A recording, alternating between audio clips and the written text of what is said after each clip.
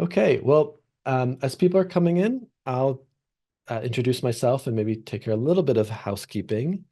Uh, First of all, just so you know, this webinar will be approximately 90 minutes. We'll have Rick with us here for about an hour, and then there'll be some extra time to chat after that.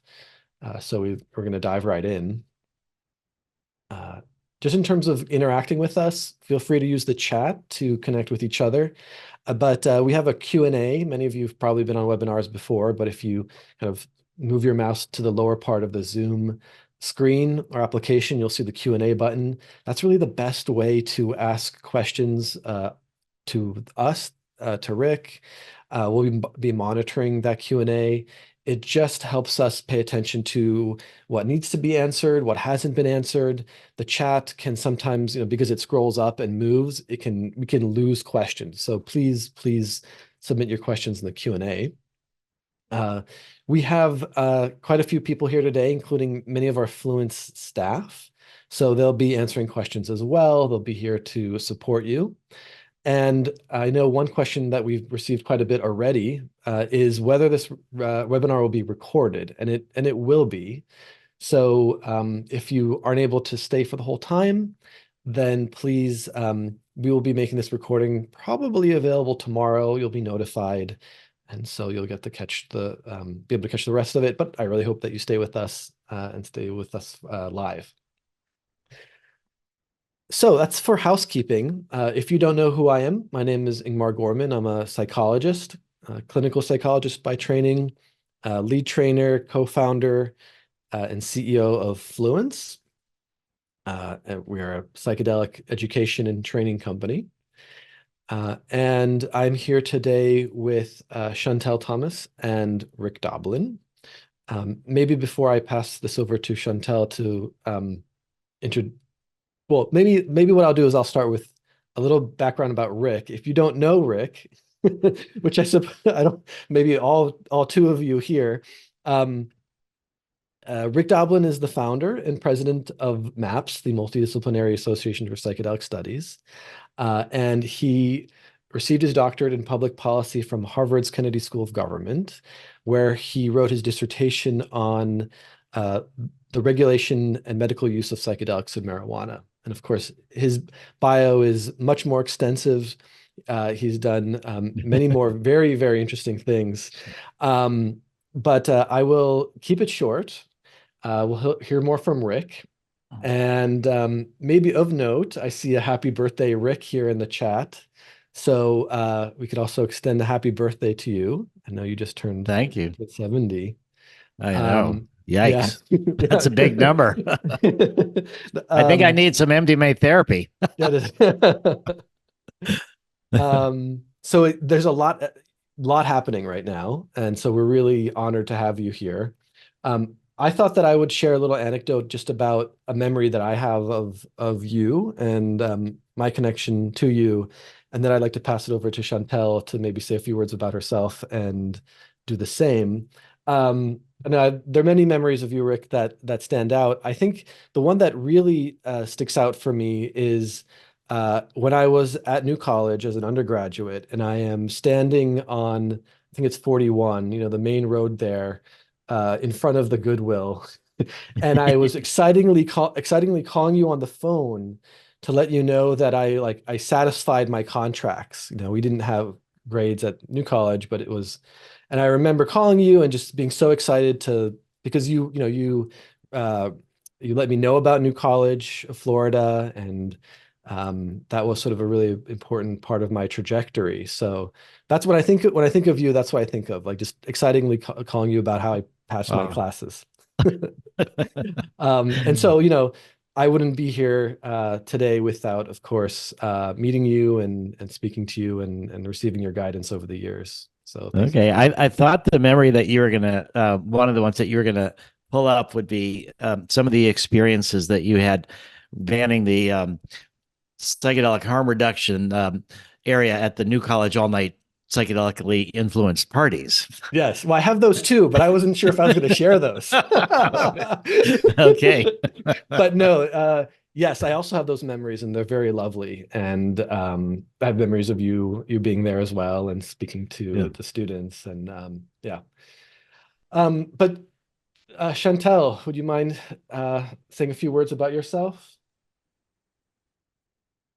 Yeah, I'm happy. I'm so happy to be here, and it's really an honor to be speaking with you, Rick, today.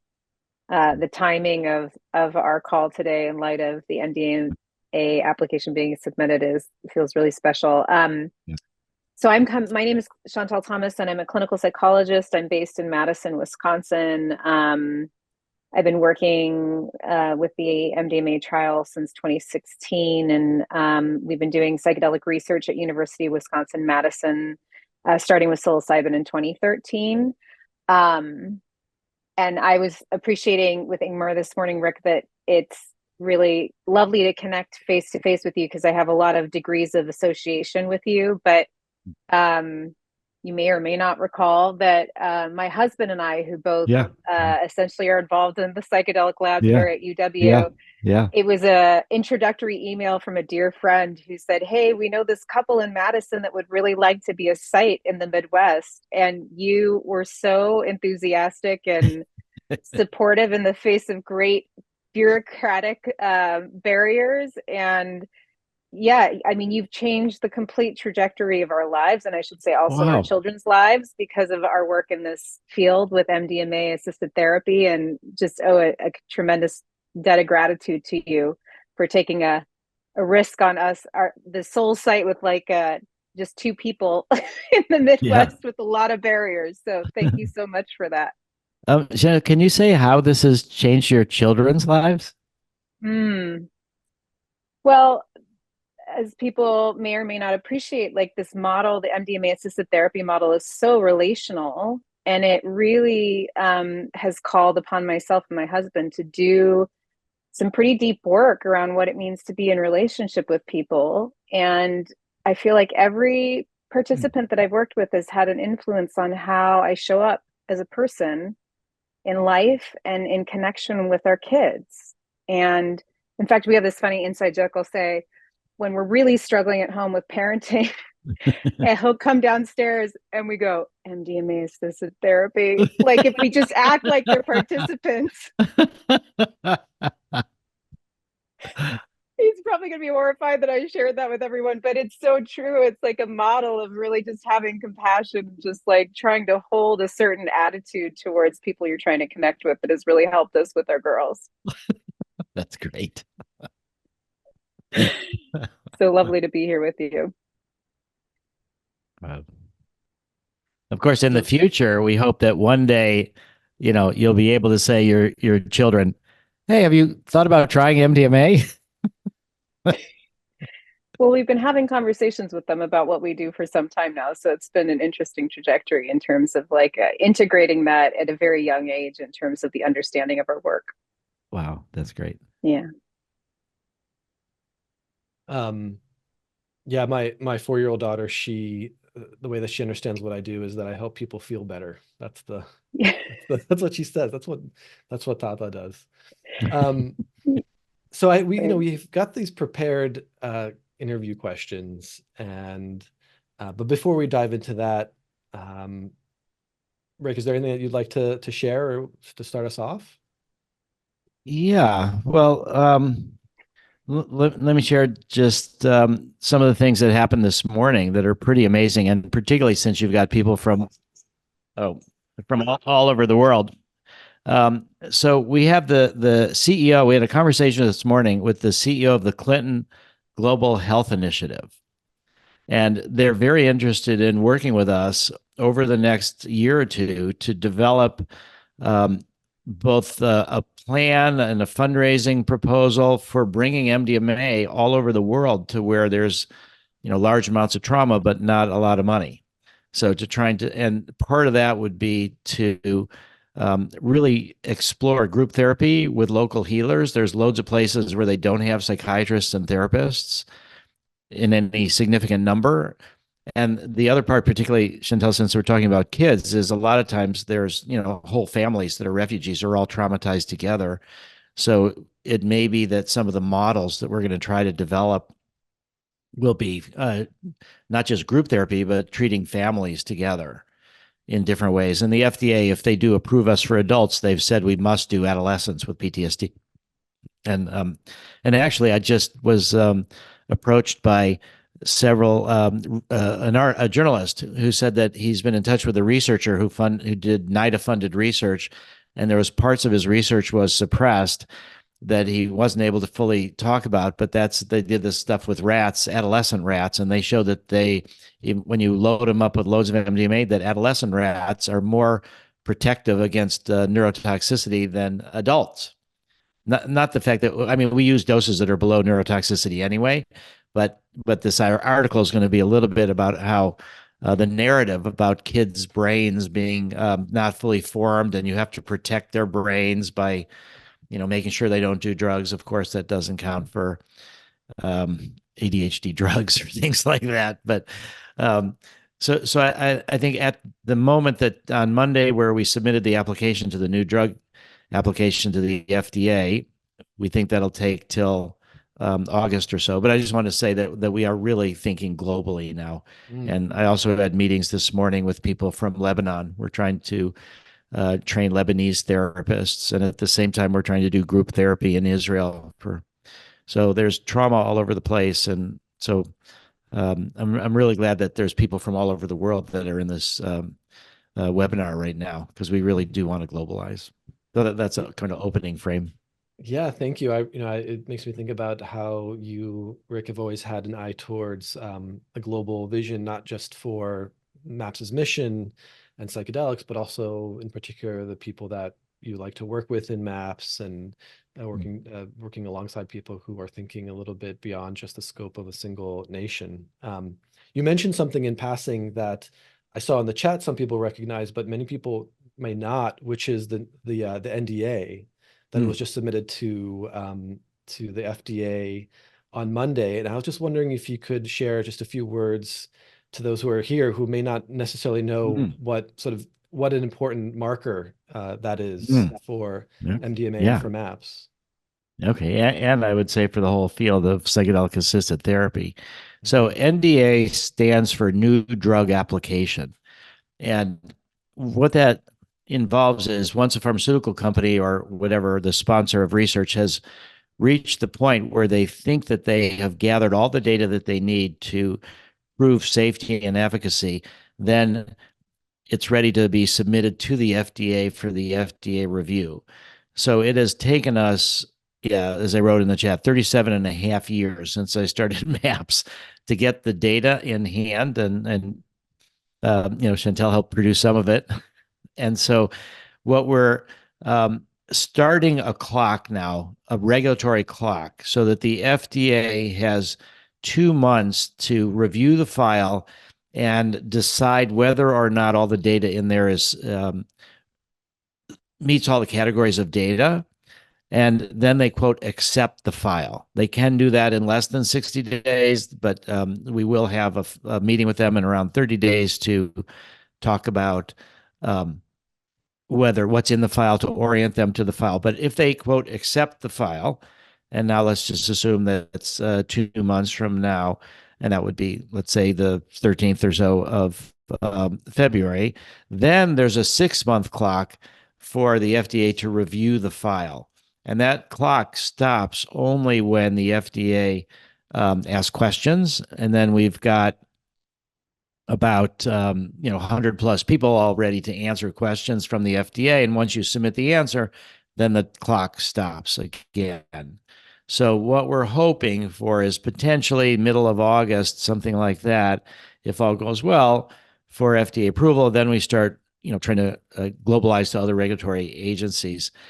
And this is the first submission to FDA ever for psychedelic assisted psychotherapy.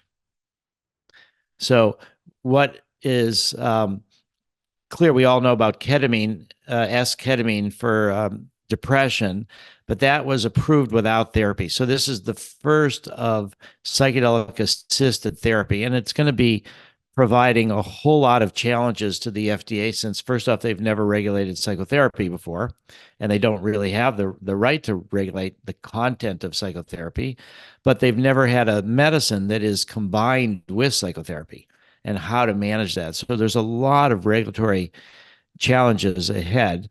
And the NDA, though, means that we have really, in our prior negotiations with FDA about what would be in the file, that we have now confidence that we can address whatever questions they've asked. So it took an enormous amount of time, probably about $140 million worth of donations, and then additional funds from investors. And what we're hoping is that this will sensitize the FDA to a lot of the issues, so that it will make it easier for psilocybin and 5-MeO-DMT and those other groups that are Beckley Psytech is looking at 5-MeO-DMT for depression. Compass and Usona are looking at psilocybin for depression. We're hoping that this will set the way. But the one thing I want to point out, and particularly since we're talking about therapists and training, that's the most difficult, I would say, for regulatory agencies, and it's this whole point about therapist self-experience with the drug that they're going to be giving to their patients. And if you talk to any therapist, they will tell you that they've learned a lot from their own experiences with the drug, and it made them a better therapist. It's not that you can't be a good psychedelic therapist without ever having done psychedelics. I suppose people that could be very good therapists could still get good results, but everybody would say that if these good therapists have done MDMA or psilocybin or ketamine, whatever, they're more effective. So the challenge with the NDA and with this regulatory system is, how do we communicate? How do we create a legal context for therapists to receive an MDMA experience that's not part of a big, expensive protocol? Whether the FDA will find any way to do that, that's the big challenge. And I know, Ingmar, that for a while you had your hopes on St. Vincent's and the Grenadines, that this would be some little island country and they would go ahead and approve psychedelic tourism, and we could bring people there and Fluence could train them. That looks like it's on a slower timetable, we could say, than we had hoped. So I'd say this question about therapists, their own experiential training is really critical.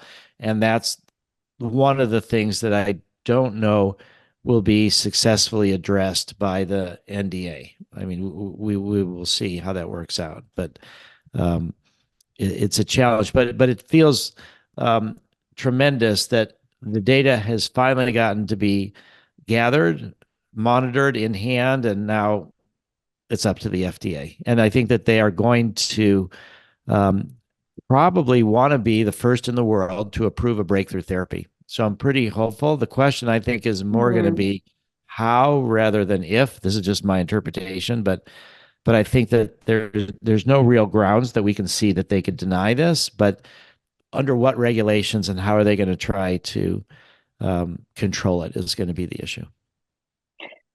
Thanks so much for that context, Rick. That makes a lot of sense to hear kind of the full complexities of this. And this is such an important distinction that I feel a lot of people still don't fully appreciate, is this therapy piece that's coming up for review.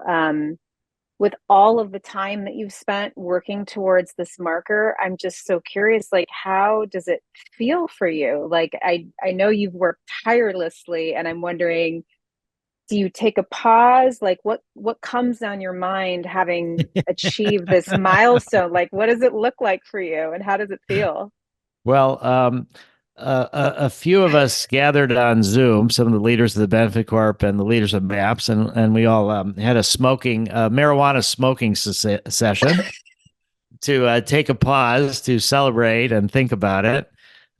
For all of you who may not know, in our employee manual, we have what we call smokable tasks.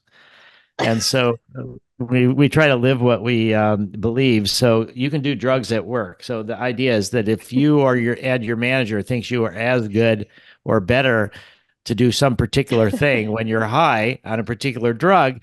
And it can differ from everybody. Some people do spreadsheets better when they're high. Some people like ketamine, low dose ketamine. Some people like marijuana. So we did have a pause.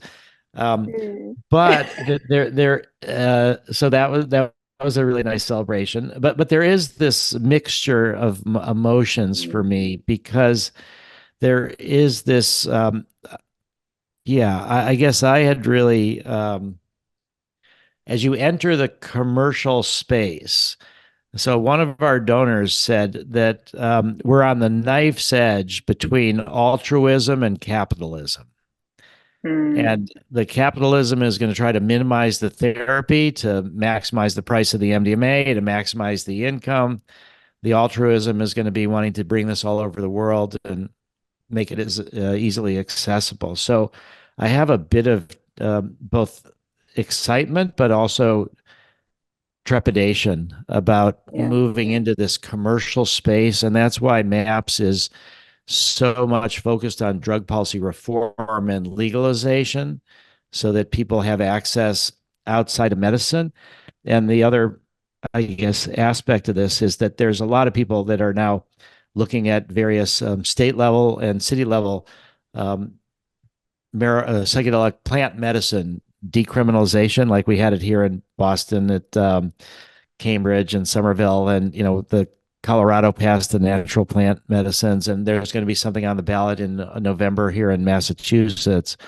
But it doesn't include MDMA, because when you talk about plant medicines, people think, oh, plants, that's wonderful.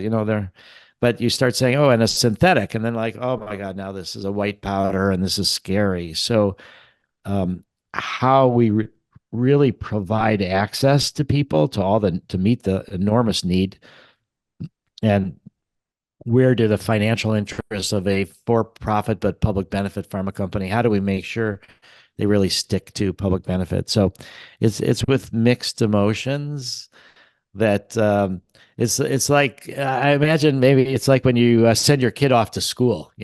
You've had them yourself, but now they're off into this other system, and it's exciting. They'll be with their friends, but at the same time, it's out of your hands now in certain ways.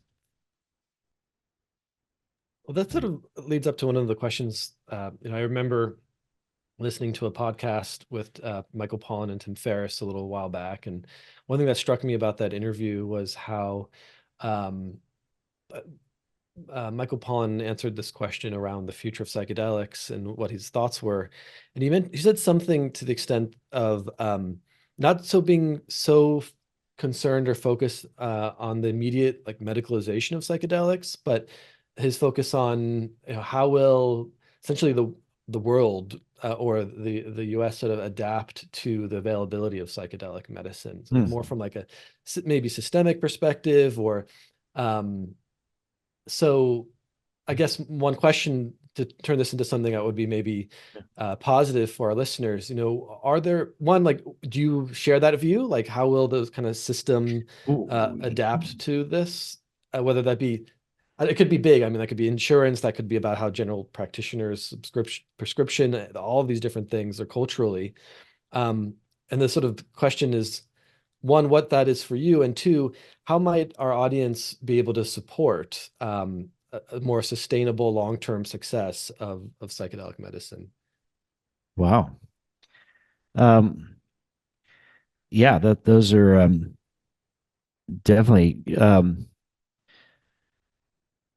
Well, I think the way to sustain this, so that what we're doing at the Public Benefit Corp is focusing on a high quality launch, which means more trained therapists. It means videotaping the initial therapy sessions that people do with their patients and having them reviewed by adherence raters and by our supervisors to give them feedback.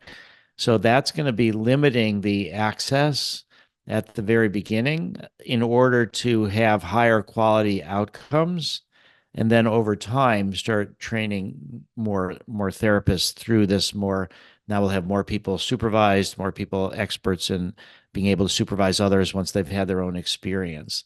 So I think the other part that's how everybody can help sustain it is that think about the stories that are being told. And it used to be that where there were stories about problem use in non-medical contexts, those would get all the attention, and there would be some horror story and that would scare people. So one of the things that MAPS has done is the psychedelic harm reduction, the whole Zendo project, where we work at festivals and others to help people with difficult trips make something positive out of it instead of being like a casualty. Um, so I think that let me just turn this off. Sorry. Yeah. So I think um, in your immediate communities, to try to speak about what you see and the potentials that you see, and particularly to try to speak to people that are nervous or things to try to address some of their concerns. And also, if there are ways to volunteer in some kind of, um, at festivals or other things in non-medical context to try to help those go well. Because what's really going to determine, I think, the mainstreaming will be the initial 6 month to 1 year to 2 year stories that are going to come from people that have been treated. And then are there other kind of counter narratives that come from non-medical use? So I think Yeah, yeah, that go ahead. makes a lot of sense. Yeah. It actually, I love you mentioning the story piece of it, because I do feel like it's not what's conveyed necessarily by just looking at the data is like the actual Yeah. stories, right? And so I am super curious, just from your vantage point, Rick, um, of the outcomes that have come from these trials, is there a particular part of those outcomes that's had a significant impact on you, and or what type of stories do you feel have resonated the most deeply for you related to this work? Yeah. Well, this is, I guess, will be a kind of a difficult story to share, but that, I was a draft resistor for Vietnam, and I was planning to go to jail as part of nonviolent resistance and serve my country in that way. And so now a lot of the work that we do is with veterans and people who have gone to, fight different wars. And I think now it's clear to me that with the Russian invasion of Ukraine, that we need a strong military, that there are dictators that are willing to, take over whatever they can. So it's been kind of a mixture. So one of the things that was most inspiring to me was one of these special operators, sort of the military trained killers, um, who do all sorts of missions, and a lot of them um, have what they call moral injury, which is if you look at Iraq and you look at Afghanistan, why did they go there in the first place? It's worse off now than it was before. And there's been an enormous number of people have been killed or wounded. So there was one particular special operator that really moved me a lot. He said that he's killed more people than we've healed. So that's kind of a harsh thing to start out by saying. But then what he said was that he had to work undercover in different ways. And so he had all these false passports and all these different names and stuff. And what he said was that when he was in therapy, it would be him in the chair with the therapist, and he wasn't able to make any progress. So he was a treatment resistant, very severely traumatized person. But he said that under the influence of MDMA, it was him and all of these fake identities, and they were all in the chair together. And that's how he brought his full self to the therapy. And that's the only way that he was able to make progress. So when we talk about internal family systems and how we're all, parts, we have all these different parts.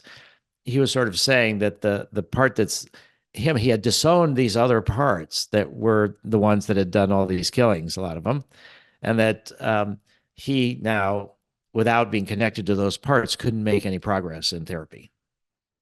And so that was just a Incredible. beautiful description of how he was able to move forward. So that stuck with me a lot. Um, that there's also people that you hear their stories. I mean, to be a trauma therapist is really, really difficult to hear these stories. And how do you hear these stories and not um, get overwhelmed yourself? So, Michael and Annie, our lead therapists, sometimes would say that occasionally when they would go home after a day of therapy, they'd just be crying in the car, to hear the cruelty of what happened to people. And so I think there's this one particular story that meant a lot because this woman who told this story was, in our studies and is doing great now. But the story that she told was just Lori Tipton is her name. She's spoken about this in public. But her mother had got divorced, had a lesbian relationship, and then the person that she was in relationship with, one of their best friends, that this person started having a romance with this other person, and then Lori's mother killed her lover, killed this other person, and then killed herself. And then Lori had to discover the bodies. I mean, she went, she didn't hear from them, and so just to hear the kind of um, traumas that people have gone through is just astonishing. And I just feel like I've had super loving parents. I had their support, and that's the only reason I've been able to do what I've been able to do. If I didn't have that grounding from my parents and that support, and so to hear how some people have so difficult of an early childhood without that kind of support, and yet still suffer an enormous amount, but after therapy are able to find a new balance. I mean, that's just amazing to me. Just as a small other thing, we had somebody in our studies that had PTSD from Vietnam, and almost half a century later, they're still able to get better. You might think that you are so stuck in these places, and people actually can be stuck for half a century, but there's something about the way MDMA works in a therapeutic context that people can still get out of these grooves and see things in a new way. So I think that's what's really impacted me, was this sense of hope in a way. And it kind of reminds me, not to MDMA, but my first big 5-MeO DMT experience sort of helped take me to the kind of moment of creation, it seemed like, where there's always new, this, you could say, out of the void is coming creation, just this constant, this energy that there's. So I've got that sense that it's always possible to take a new direction, even though you might be so buried under trauma. And I think that's what I've seen in some of these patients. The courage that the patients have demonstrated is just to face their problems is just so inspiring. And it's made my problems with the FDA or the DEA or the Benefit Corp, seem on a whole different level than these kind of, even though they do disturb me a lot. It's just helped put my own little struggles in context also. Well, thank you for that answer, Rick, because it helps. Because I've always wondered how you do it. So I Well, appreciate that tip, because I know how easy it is to get yeah, frustrated with something that is of that yeah. nature. The other part of how I do it is that I'm motivated by this sort of engine of fear of the world, fear of human cruelty, fear of what we will do, fear of what we are doing. We are destroying the planet. We are destroying species. We are, a massive challenge to life on Earth. And so the fear has been, what if we do nothing? What is the trajectory that's already happening? And then I've had the fear encased in this solid shell of privilege that I've had this opportunity to do things, so that the fear has not been overwhelming, but it's been an engine of inspiration and drive. And so again, no matter how hard the problems have been, this sense of not only what if we do nothing, that's even more fearful, but also the potential that's here. Yeah, thank you, Emily, for net zero trauma by 2070. I do think that that's possible, and that's now a new goal for MAPS. How do we do that? And that's part of the globalization. Yeah. So maybe looking forward for a bit, I would venture to guess that the vast majority of the attendees here today are therapists who are interested in education and training, and basically to become a psychedelic therapist one day if they are not one already.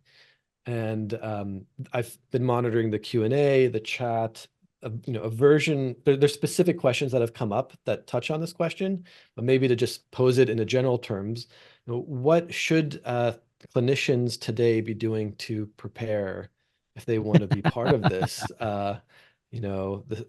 this healing Yeah. process and that you've been speaking to? Yeah. Well, one thing that we know from psychotherapy outcome research is that the most important factor that determines outcomes is the therapeutic alliance. So it's not the particular kind of therapy, but it's the therapeutic alliance, the relationship between the therapist and the patient, and then how strong that is and how much support and love and care that the patients feel for going anywhere. So I think that Michael, Bruce and Marcel, I was just at a training in Iceland, and for people from 10 countries, and they said that they've treated now several hundred people, and the people that they've treated everybody has always asked, have they done MDMA themselves at some point?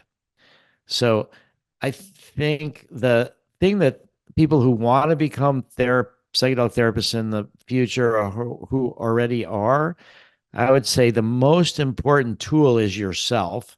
And the most important thing you could do is to have your own psychedelic psychotherapy experiences with not just MDMA, but a range of different drugs in a supportive therapeutic context, if you can arrange that's the single most important thing that will help you refine your own instrument. Because if you have issues in yourself that you're nervous about, that you're not wanting to really address, and then one of your patients starts talking about those kind of issues, then it triggers you inside, and then you might not be able to be calm enough to sort of encourage them to go deeper into something that is also triggering for you.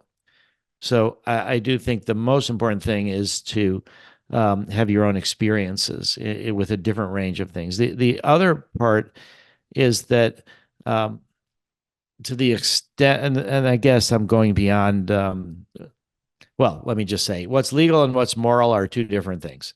So let's just say we'll stick on the moral side. And so I think one of the other things that people can do is to sit for their friends and to sit for, to do more of this work, not necessarily, in a research context.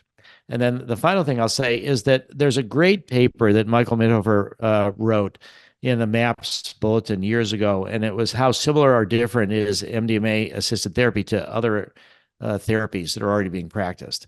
And this article, maybe at some point I can try to get the link and put it in the chat, but this article basically says that there are all forms of therapy. Like during an MDMA session, it's not programmed.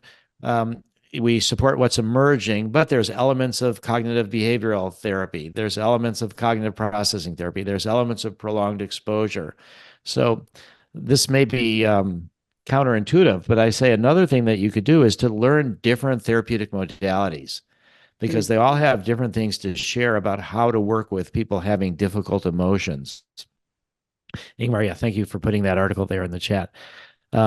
And so I think that there's a lot of preparation that people can do that is going to be really useful once they can start doing things. There's also holotropic breath work. There's other ways that are non-drug therapies that can be used both for your personal experience and for sitting for other people. And I'll just say, I see, Henry, anything that allows careful examination of the shadow. So there's a quote that's from Jung that I use a lot in my talks. And what Jung has said is that the most important therapeutic, spiritual, and political thing that people can do is to withdraw the projection of their shadow onto others. And so I think this idea that psychedelics have been the repository of people's shadows, their fears. Any kind of prejudice is like, oh, it's them, they're the bad, so I think this projection of the shadow onto others, the parts of us that we disown, that's what we need to withdraw. And you can do that by owning your own shadow by your own work with psychedelics. So I think of all the things I've suggested to become a therapist, I would think your own work is the most important. Yeah, it so beautifully captures, I think, what I was trying to speak to earlier in terms of, I think that applies in parenting as well. Embracing your own shadow work and making sure you don't project it onto your children. So I so appreciating how you're speaking about that and the great importance of self-examination, self-exploration, due to how everything gets amplified in these spaces, these non-ordinary state spaces. Maybe not so fun question, but I'm curious, Rick, how you're thinking about the role of insurance or negotiations with insurance moving forward is another shadow we have to contend with within the healthcare organizations that we have to navigate. Yeah. Well, our first study, so the negotiations are going pretty well, actually. So the first study we did was, the first phase 3 study was severe PTSD. And people are quite debilitated if you've got severe PTSD.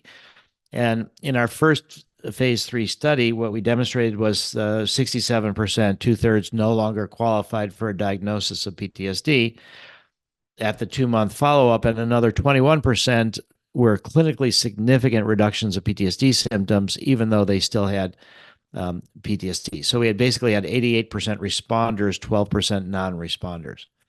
So from the perspective of insurance companies, the value of helping somebody with severe PTSD to have 88% responders is substantial. And so we think that there will be very likely, we did work with a lot of people with complex PTSD in there too, so that it's, and most people with severe PTSD often do have PTSD from childhood. The second phase 3 study was moderate to severe, so not quite so extreme, but still really debilitating in a lot of different ways. So I think that the issue for me is going to be, I think in our individual therapy model, which is a 2-person team working with one patient, one of the things that is currently the case is the first person has to have a license to do therapy, but the second person does not have to have a license. They could be in a program to get a license, or they can have a bachelor's degree or 1,000 hours behavioral health experience and not trying to get a license. The FDA is trying to tighten it up in different ways. But I think what we should think about moving towards, and this may take some research to demonstrate this, but is the second person becomes an apprentice. So it could be somebody that is just as an undergraduate or as in graduate school, but doesn't have 1,000 hours, so that they can be there, they can learn, but they can be paid less. Then the other big challenge is going to be group therapy. So that's the way to reduce the cost of the therapy component. But I have real questions about that. Because I have a feeling, and this may be wrong, that the individual therapy is going to work better than group therapy. But if you have group integration from people that are similarly traumatized, that maybe the group integration process will make up for that, and that the overall outcomes might be similar at substantially less cost. So we are now raising funds. It's for $2 million. We've got about $1 million for 400 people to go through group therapy in Israel. And these are people traumatized by the Hamas massacres. And so we will experiment between groups of like 6 to 12 people, between numbers of therapists and assistants. So I think that that will be a big contribution to helping insurance companies decide to cover it. But I already get the sense that from our negotiations, they're likely to do it. There may be um, some sort of initial screening to make sure people have moderate to severe. The insurance companies might say, I'm not going to pay all this money to mild PTSD. Maybe mild PTSD, you got to go try something else that's not as labor intensive. So there may be that, but that is going to be the real big question, because we do not want this to just be for people that can pay for it themselves. It has to really scale, and for that, the insurance coverage is essential. But the news is encouraging. I think there's now. Then how much are they actually going to pay? I mean, so many therapists don't take insurance, and a lot of times the insurance that they do offer on the hourly basis is not what people get in other ways. So there still is not such a good parity between physical health and mental health. So even if insurance companies are going to cover it, at what rate are they going to cover it? But I think, to get back also to your question, Ingmar, about how is the system going to accommodate or something? I think the thing is that what we need to do is just get the best outcomes we can get, and the system will change to support that. So a lot of these for-profit psychedelic companies are saying, let's make a shorter acting psilocybin or a shorter acting MDMA or a shorter acting this or that, and then it'll fit within an hour and a half, therapy model or a 2-hour therapy model. So MAPS partnered with Compass Pathways, and we negotiated with the American Medical Association, and they have created a new billing code that actually goes into effect January 1 for long psychedelic therapy sessions. So that was a good example of the system changing because the outcomes are so good, and over time they can be cost effective. So I think if we just concentrate on the outcomes, and then the system will change. We have to do a lot of work to try to change the system. But if the outcomes are there, I think that's the most important factor. Right, and I believe that in the creation of those CPT codes, that correct me if I'm wrong, Rick, but I believe it was Scott Shannon that was there was a lot of sort of individual advocacy work that had to be done to sort of persuade that the board to create those codes, and then it was accomplished. So it kind of goes to show that when there's that effort, that time, and the data, that changes, the system can be changed. Yeah, I think it can. And, to get back to this idea of therapist self-experience, we'll see. I mean, that's what the system would need to change for that too. I do see, just by the way, a question from Tony Parker that says, do you need any therapists from U.S. to go to Israel and volunteer their time to help with the group therapy? So I think they are looking for people that speak Hebrew. So if anybody is interested to go to Israel, there's a lot of work that needs to be done even without MDMA. So I put Karen Sarfati at MAPS Israel in the chat. So she would be the one to reach out to if anybody wants to volunteer. But it will be at 4 Israeli hospitals. It'll take a couple months to start. We're still finalizing the protocols and trying to get import-export permits and stuff like that. But yeah. I'd like to pose a question from the Q&A. This one has several upvotes or thumbs up. So for the therapists who've gone through the MDMA education program at MAPS, right, over the years, what does the next step for them look like? Assuming that MDMA is approved, what happens after that?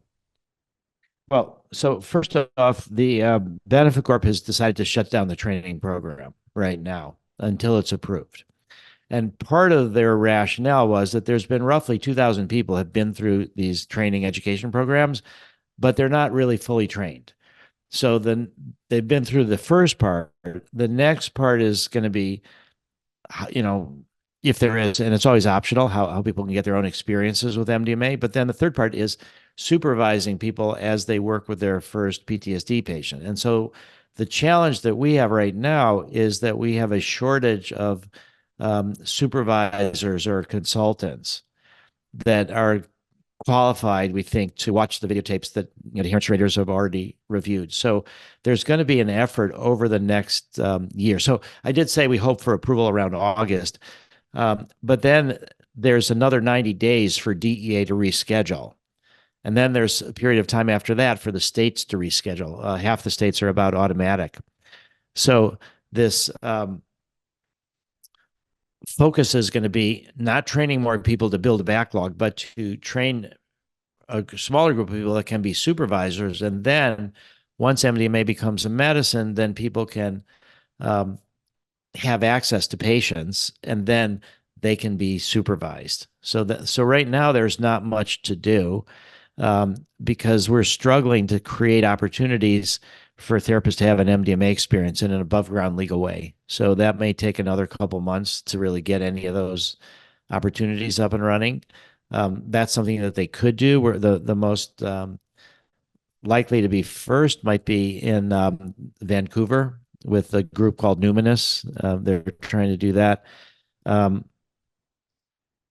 And so I think the challenges for how do we get legal opportunities for people to get supervision? Right now, it's either research or it's waiting till it's legal. There was expanded access, compassionate use, but that's all pretty much completed. And the Benefit Corp is not going to increase that. So, because they're focusing just on FDA stuff. Yeah, yeah. So there's what I'm hearing is that there's a pause on these training. Just for anybody who's listening who is aware of our education program in January, that Fluence with MAPS that will be happening. It will probably be the last one until the FDA makes a decision. And then there's this, it's interesting because we had been thinking, or I have been thinking for a long time about the therapist bottleneck. And one of the goals of Fluence was to address that by creating more opportunities for education and training in psychedelic therapy. But there's another bottleneck behind that, which is the supervision and having individual cases. And so I'm actually quite hopeful and optimistic that we'll find ways to kind of make that process more efficient and available for people. I think, Rick MAPS is doing, MPBC is being careful around the rollout to make sure that the first cases are successful, that we're replicating the outcomes in the community, not just in the lab, but also having been personally involved in the adherence process, which is very much connected to supervision and oversight of quality. It's something that MAPS has been doing since what, like 2012, 11. So I think there's a lot of experience that MAPS has gathered over time around how to observe therapists who are working with the case, how to effectively kind of record that and then provide feedback to trainees in the clinical trials. And I think there's a lot of knowledge and experience that will be bridged over to this bottleneck question post FDA's decision. Yeah, I think that's right. Yeah, because also once FDA does approve and then we've got prescription use, I think things will rapidly develop so that a lot of the people that have been trained will be able to get the next step. However, there is this situation where the Benefit Corp is now a business and is going to be thinking of selecting those initial people that they think are going to be the high prescribers, meaning treat more patients. So there may be challenges initially in getting this consulting supervision by people that are going to do it every once in a while. They're going to be looking for the initial people that will be doing this as a major part of their practice. Right. So I think that's also a good answer to some of the audience members who are wondering, how they should be thinking about this. So those who perhaps are really who are focusing on this being as a major part of their work, that that's it's a benefit if they have the capacity to do that. Yeah. Yeah. Um, I see a question from Teresa about will the expanded access studies that have already been recruited and started to work with participants be able to complete their work with those recruited and or who have had their first medicine session? Yeah, I think so. I'd be shocked if that's, but as far as I know, there's only Sunstone, which is running expanded access studies right now. And so they do have a bunch of people still going through it, but they would not stop anybody that started with their first session and not be able to go through.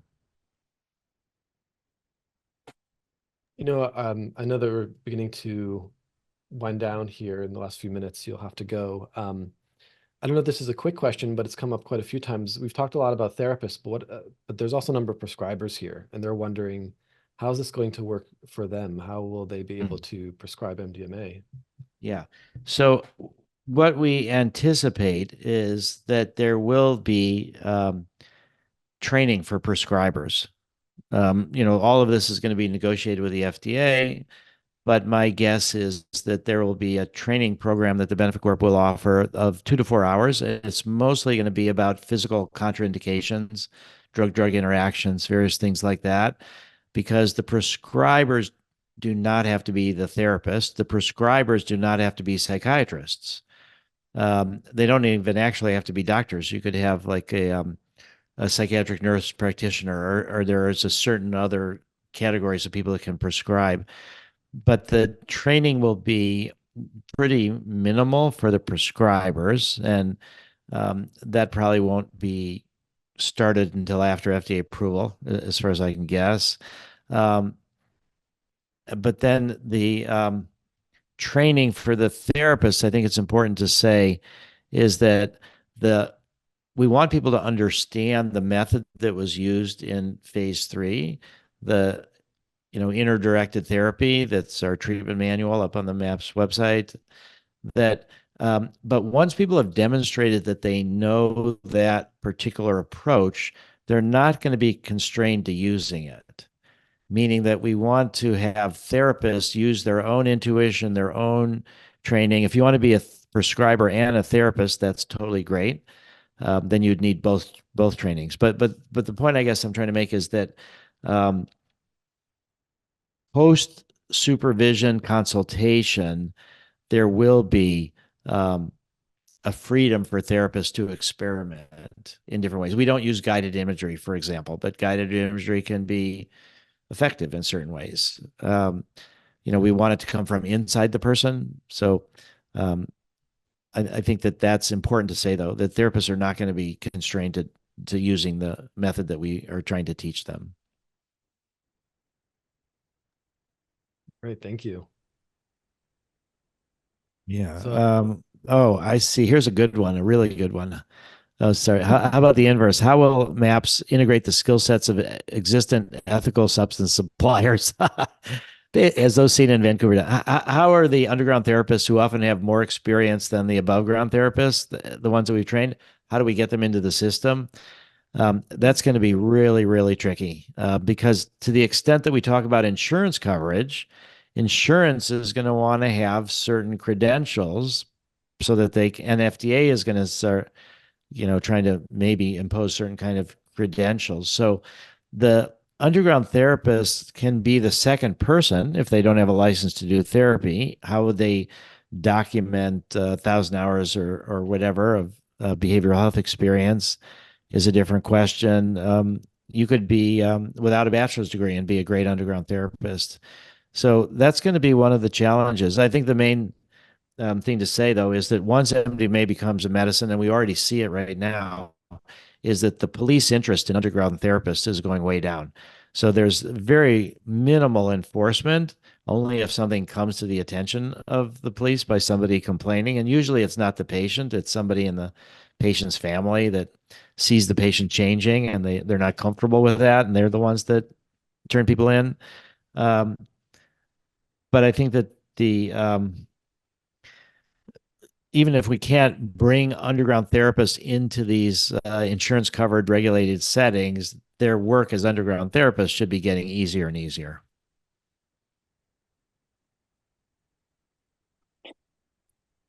Chantelle, yes. No, I just want to thank you so much for your time, Rick. It's been such a pleasure connecting with you. I'm Yeah. sure everyone who's signed on to this call has been so appreciative of your candor, and Oh, as always.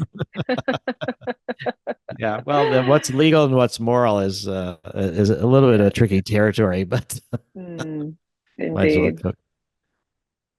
Thank you so Yeah, much. yeah, yeah. Thank you. It's a It's been pleasure to wonderful see that. connecting. Yeah, and I'm so glad because I think how we scale this is going to depend on the quality of the training, and I really appreciate Ingmar and Chantelle the quality of the Fluence training and how you're trying to really help more people understand better how to work with these substances. It's really great. Thank you so Thanks, much, Rick. Rick. Okay, Thank you so much okay, for your time. sure, Take sure. good care. Yeah. Okay, okay. Bye for now. Bye. Bye-bye. Bye. All right. So I saw some messages. Some of you may have uh, clients to see therapists, but for those of you who still have the time and want to stay with us, we will be continuing, Chantelle and I, addressing some of the questions that we've seen in the Q&A, some that we've seen in the chat. We don't represent MAPS or MPBC, but we can share our opinions and thoughts and insights with you, and hopefully that'll be helpful. But before we do that, I'm just curious, Chantelle, just to turn over to you. What do you think? Do we do like a post game analysis? A debrief. A debrief. Debrief? Yeah, I think it's great. I mean, Rick has such a way of weaving in and out of different content areas and being able to kind of speak to some of the nuances and also speak with such candor about the importance of people. Just really love him underscoring people doing their own self-examination work and being able to acknowledge for those people who can't have their own experiences that there's a lot of complementary therapies and approaches that really set up well alongside of psychedelic assisted therapy work that I've come into deeper appreciation for just being in this space. So I feel like psychedelic assisted therapy has been a gateway drug for somatic therapy, which has made me really excited, and to be able to see that and kind of the paradigm shift that is allowing for more multiplicity to kind of enter the scene.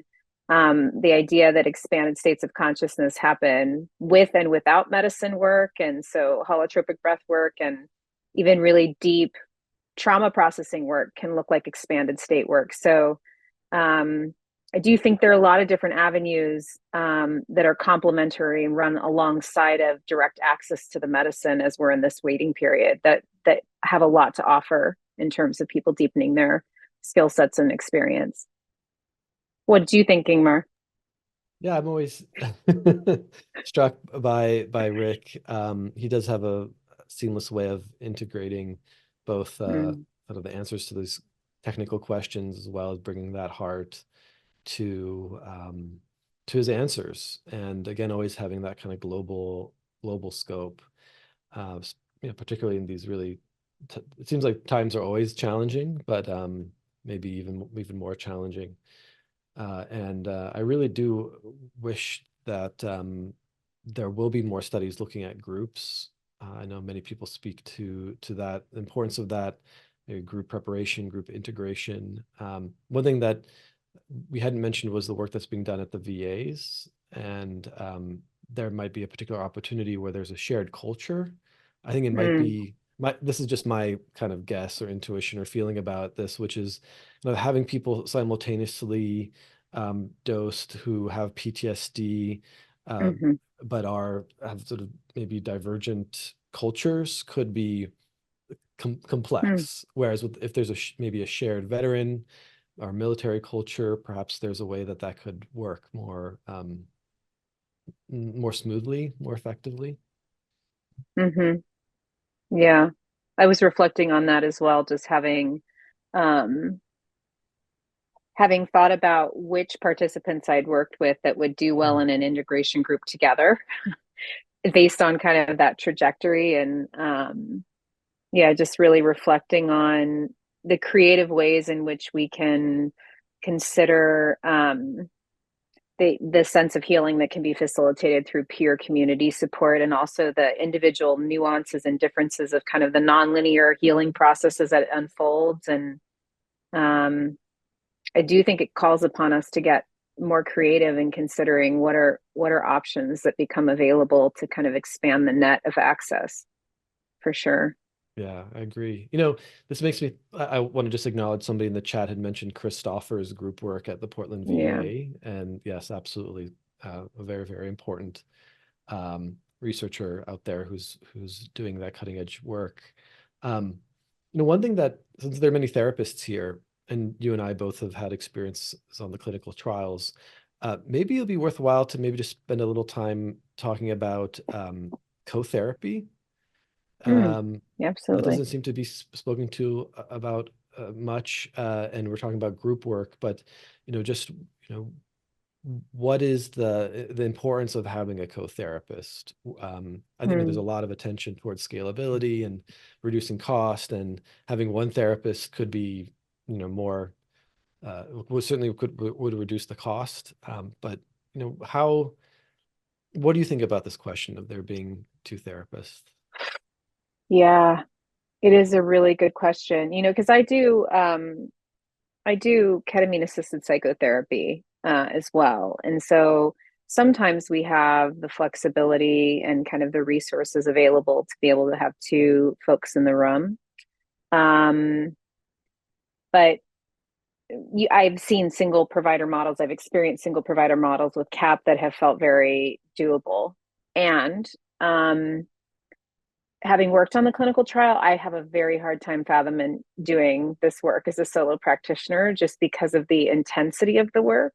And as much as we had the great benefit of incredible mentorship on the trials, so we had great supervision access throughout. I think that's another thing that I just want to underscore is supervision is not just like a thing that you go through to get signed off on and then you're good, then you don't need supervision. It really, that was part of what changed me as a therapist, was having continuous supervision, continuous review of my videos, continuous self-evaluation, continuous feedback on how I was, adhering or not adhering to the model, was just a really great self-awareness piece for me. And to be honest, like having another therapist in the room also was a really powerful like fidelity check on whether or not I was veering in places that felt like maybe, I just think it's so easy when you're in isolation to veer. And so I feel like the intensity of the work, the unpredictability of the healing trajectory, I so greatly benefited from having someone else bear witness to really complex nuances that I felt I would not like to just rely simply on my own judgment and sense of things. To be able to cross-check that with another person in the room who's also bearing witness, in light of the incredible complexity of this work, which for me, MDMA-assisted therapy has pushed me to the edge of my clinical capacity and beyond, despite having been a clinician in practice for quite some time. And so it really is interesting to reflect on what would be needed if we weren't operating with that two provider model. I'm curious what comes to mind for you around that, Ingmar, in terms of your experience. Yeah, I agree. These sessions are long. Working with, I think the indication is really important, right? Working with quite intense trauma, and having somebody that I can rely on. Sometimes it's just exhaustion is natural, and so there often is this sort of natural ebb and flow that emerges in the co-therapy work in these 8-hour sessions, where sometimes it's not even fully conscious. I need to maybe just lean back for a second or more than a second, for maybe 30 minutes. And often my co-therapist will, again, without even verbal communication, kind of lean forward and be able to stay present. We don't have unless we're drinking coffee, we don't have the stimulant on board that Mhm. the participant has. But my mind is also beginning to shift because I think if you Mm. asked me maybe a year or two ago, if I thought that it absolutely the co-therapist or second person absolutely had to be a licensed mental health professional, Mhm. I'm becoming more open to this idea of perhaps there being somebody who's trained in the role of sort of an assistant, if you will, Mhm.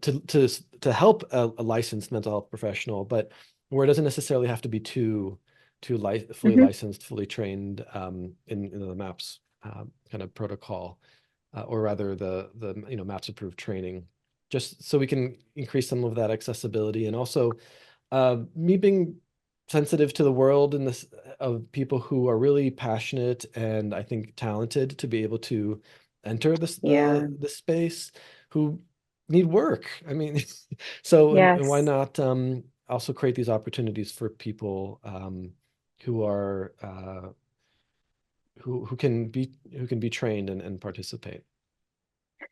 Absolutely. And I feel like it really is incumbent upon those of us who've had some experience with this work to continue to push ourselves to crystallize, like, what are those capacities? Because they don't necessarily fall along licensure lines, right? Um, what is it that feels so essential in that co-partnering relationship? Just as there are many therapists I've encountered in my life that I would not want to have in the room with me necessarily in an MDMA assisted therapy trial, because of their certain kind of qualitative relational holding space elements that just don't feel like where the focus of their training has been necessarily. And so, um, yeah, and this capacity for attunement crosses disciplines. Um, in really interesting ways, and this ability to lean in the face of really difficult emotions. We know that happens in the palliative care world, it happens in the chaplaincy world. Like, there's so many other practices like that have cultivated their capacity to really lean in when things get dark and difficult and really painful. So I also feel like this is such an interesting thing that really cuts across multiple disciplines. Yeah. Yeah, so this there was a question in the chat that came up, which is sort of a softball that I have to answer for Yeah. for Fluence's sake. Yes. It's, which is this question around how do Fluence's trainings align with what Rick has spoken to? And I think it's a really confusing time for therapists who want to be working with MDMA in the future. Um, for just because of, I think we're due to the sensitivity of where we're at with the NDA being submitted, and really being careful in terms of how the FDA or other regulatory bodies might be kind of observing what's happening. But to answer the question, as I mentioned before, we'll have a MAPS, essentially MAPS's education program in January at Fluence, and that will be the one that the last one until there's a decision from the FDA. I mentioned that before, but one thing that I think we're really looking towards is, I think for speaking as the CEO of Fluence, right? Like, what is success? And when we founded Fluence, we went through this sort of values exercise. Like, what is it? What's important to us? And that's not just that people are trained; it's that people are practicing, right? And so if there's this supervisory bottleneck that Rick had mentioned, well, then that's another barrier to clinicians practicing. And what does clinicians practicing mean? It means that patients are getting treated, right? That's the ultimate goal. And so what we're hoping to achieve with Fluence is for this to be sort of a one-stop shop, if you will. I think that's a funny way to put it, but one place that someone can go to both get their training and then also have their supervision, or what is being referred to as consultation. And being honest, those uh, there has been a lot of experience in doing that in the clinical trial setting, and translating that into the real world is going to be a challenge, but it's something that we're thinking about and working towards every day. Mm, yeah. Um, I'm curious too. It looks like someone here is saying, does anyone have an idea of the cost of a client MDMA-assisted psychotherapy once legal? That's an interesting question. I've heard very interesting estimates. I think one thing to help you project potentially an understanding of what that might involve is the amount of therapy that's involved in a typical like cycle of MDMA-assisted therapy as it's manifested in the phase 3 trials. And so that can be anywhere from 40 to 60 hours of therapy, depending on the complexity of the case, I believe. So um, if you if you just multiply those therapy hours by the fact that you have two providers, then you can start to get a sense of the scale of what your kind of what the costs might involve, and certainly then also take into consideration medical monitoring and prescribing and kind of safety tracking as well. So I don't know that we've landed on a specific number, and I think there's going to be some variability there depending on how people at what rate you're reimbursing therapists who are involved in the trial, and if you ever have any sort of subsidization from grant funding, or how you might scale that depending on whether or not you have two licensed therapists in the room or you have someone else who's working at a different rate. So I think that's yet to be determined, but it's not it is certainly costly at that point. And one thing that's been helpful for me to reflect on is looking at residential care models and the cost of residential care treatment and like the kind of the scarcity of residential treatment for trauma, because this is really, I work in the residential treatment space, and so what is always coming to mind for me is that they're really not super intensive existing trauma-based therapy options that exist with the same frequency that, say, like a residential substance abuse treatment center would exist with. So to me, doing this work on the clinical trials feels like the closest thing to residential work that I've ever experienced on an outpatient basis, based on the intensity and the frequency of the work that's happening. I saw a question here related to, I was typing out a response, but yeah, no worries. it's been a journey for clinicians in training. The MAPS training program that existed prior to, let's say in the previous 3 years, 2 years ago, it takes a lot of time. It's a financial commitment, and I think what we're seeing from many training programs are 150 hour long training programs that cost upwards of $10,000, some in rare cases higher than that. And it's challenging because people have paid that cost, or they put in the time for these trainings, and also understandably, we're waiting to see what will happen with the FDA. And so there's a question here around sort of the resources, time, the live time that is needed for a therapist to step away from their practice to be able to do this training. And one thing that I'll say is that this is not falling on deaf ears. And in fact, each iteration of the training or education programs that have been offered, at least through MAPS and at Fluence, has been moving towards reducing the amount of time that's needed in order to complete, and also the associated cost with that. So MAPS's education program that has been offered in the last, say, 6 months or so is significantly shorter than what it was, say, 2 or 3 years ago. And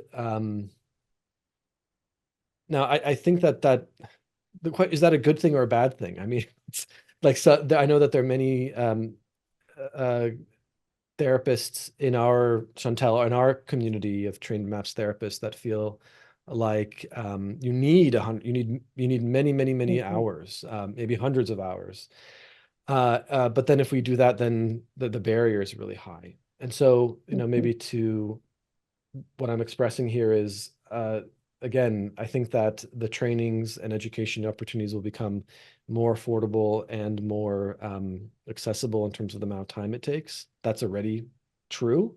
But we also have to be mindful of not making it too short, where the quality of the the treatment that is provided, there's not a cost to that or a decrease to that quality, or some really egregious kind of unethical behavior. Mm-hmm. But that's something that I think about a lot. I know, Chantelle, I know that you have in where you not necessarily not MDMA therapy, but you are in a leadership role in your organization and are involved with Mm-hmm. I believe with trainees. Mm-hmm. So Mm-hmm. curious what you think about that. It's a tough question to answer. Yeah, but I do think I continue to be really curious about how will we stratify complexity of need for individuals in the future based on the nature of the trauma, the complexity of working with someone.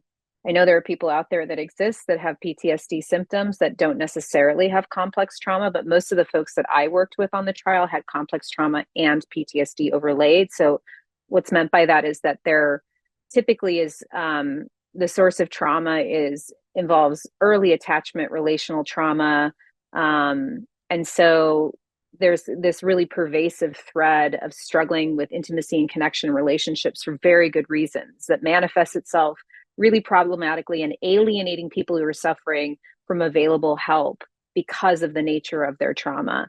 And so what ultimately happens when working with complex trauma is that the relational components of the MDMA assisted therapy take on an incredible intensity. And that is where I think truncating training for that population would feel completely illogical to me. Whereas other folks who maybe have gone through single acute trauma related to, I don't know, it's hard to name them off the top of my head, but like a disaster or a car accident, for example, or something like that, the way that those people need to be supported in the context of the trial is very different. And so I do think about a stratification of tiers in terms of how much support someone might need, or how much, as we think about extending the net to folks with less resources or with less available flexibility in their financial situation, that's also something strong to consider in terms of I fantasize about case management being attached to this therapy for folks who have struggles with resources, as well as kind of instrumental life barriers that then intersect their capacity to do the trauma reprocessing work. So I think it's a nuanced question that has multiple avenues or pathways for different types of providers for treating different types of individuals. And again, I'm not saying that as a representative of MAPS, but rather just from my own experience and musings about what we can do in this space in terms of making sure we can match complexity with potential areas of specialization. Yeah, I think that's a fantastic idea, and it does speak to the need for interdisciplinary teams and again, not just prescribers and therapists, but as social workers as well. And I've seen this also come up in the Q&A and some of the chat, all kinds of modalities, somatic modalities, massage therapists, physical Yeah. therapists. I've been really fond of Gul Dolan and her Yeah. theory, which I hope Yes. is true, becomes proven one day around opening critical Yes. windows. I mean, it'd be fantastic if we could Yeah.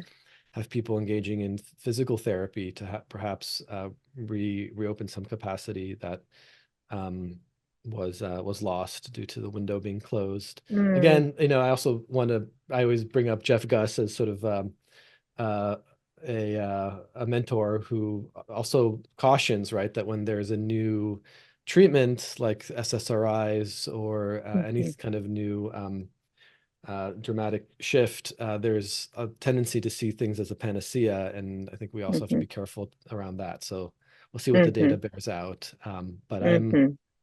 optimistic, and Gul's Mm-hmm. theory, just to say, was really helpful for me to think about the work that we're doing with, or we had done with MDMA in the clinical trials. Chantelle, what you had mentioned about that, those interpersonal aspects of trauma and Yeah. healing, where it Yeah. really feels like what we're doing is we're not just helping people recontextualize the trauma or have a better changed relationship to the traumatic memory, but there is this interpersonal process that occurs where we're creating a container, or different words have been used, but the Yeah. opportunity for that to shift in the person, their ability to relate to others. Yes. Yeah, absolutely. And I think it's part of the work that's been the most exciting to me, and also the part that has challenged me the most, right? Is to be the direct subject of that interaction at times can feel incredibly restorative, and has also been some of the hardest work I've ever done with individuals. Once you get into those attachment networks, yeah, you're inviting in the light and the shadow of what that means, and processing through that. So yeah, it's just such an interesting thing. And then I guess the other thing to just like underscore is like continuing to be really excited for the idea of pushing forward this idea that people really do know what they need if they're given the right support, the right environment, the right container, potentially the right medicine to amplify those signals internally, and really like shifting out of this provider as expert role, and rather as facilitator of attunement to what's already happening inside of people. So that to me feels like a paradigm shift for some, that feels really potent and powerful. Yeah. And maybe as we begin to wrap up, I always have a mixed feeling about the outcomes around the therapeutic alliance, and having a good therapeutic alliance is a predictor. I mean, it's true, right? I think that's undeniable. But sometimes people, I guess my conflict around it is that sometimes people can hear that as, well, you just have to have a good relationship, or like that positive, happy, and you have to get along. Yeah. Whereas I think what I've seen, and I think what you're speaking to in this work, is that it's not just about it being positive. It's about you becoming, the transference is you're transformed in the participant's Yeah. eyes, and Yeah. uh, Yeah. that is what the work is, I think, in the therapeutic alliance and the relationship is that process. And sometimes Absolutely. incredibly frustrating. Sometimes it Yeah, can if be. you're doing it well, then it should feel harder, is how I always tell myself. If you've really invited all the shadows, then the work should get harder, right? Yeah. Right. Well, I see that we're at the time. If you're here and are interested in our trainings at Fluence, please come to our website. We have a deadline coming up for our MDMA education program in 2 days, deadline application. So please submit them. Chantelle actually will be co-leading that training along with myself and two others, Joseph and Susan. It's going to be a great training. So we hope to see you there. Yeah. Yeah, this was really fun. Thanks so much for inviting me to participate. It's lovely to have time with you as well, Ingmar, and for everyone who tuned in. Yeah, it's such a pleasure to be here. Thank you. Thank you Thank all. you. Take care. Bye-bye. Okay, take care. Happy holidays to all.